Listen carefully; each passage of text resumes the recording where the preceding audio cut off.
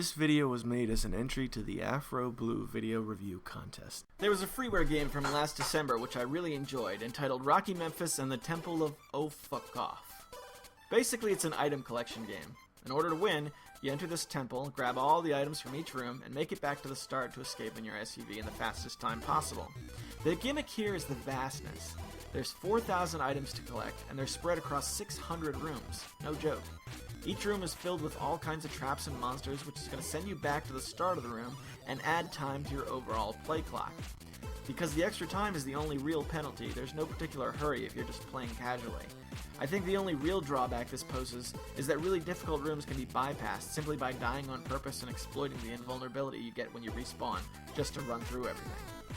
Another problem I had was that since the time clock goes up every time you die, in the end, the time you have doesn't tell you anything about how long you actually spent playing the game. But that's just a minor detail.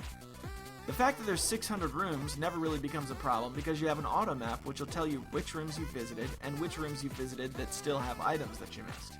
That way, if you try to leave the game after visiting all 600 rooms only to find that you left one or two of the items, no worries, you can still go back and get them with ease. At the beginning of the game, the world seems sprawling and there's items everywhere, so you can for the most part just enjoy running around and collecting things quickly. The challenge comes in later when your map's about 70% filled out and you gotta go back to those areas which you've left out when you first entered the temple. At that point of the game, the act of collecting things becomes much more rewarding. And it's not just the sheer size of the game. The levels are designed really well, with several cool clusters of levels offering different types of gameplay as well as some genuine exploration. The ease of play, coupled with a save feature, gives the game a feeling that you can just pick it up and play for a couple levels, and then put it down, provided that you don't get sucked in. I wasn't really expecting this, considering the whole gimmick is the fact that it's an enormous game. As far as controls go, all you really do is move around, jump, and look at the occasional map, so this is a good candidate to get your gamepad out for. All in all, Rocky Memphis is a fun game. It's a joy to play, and from what I understand, the whole thing is supposed to be an ode to the Commodore 64 days, with its particular palette choice and SID sound chip music.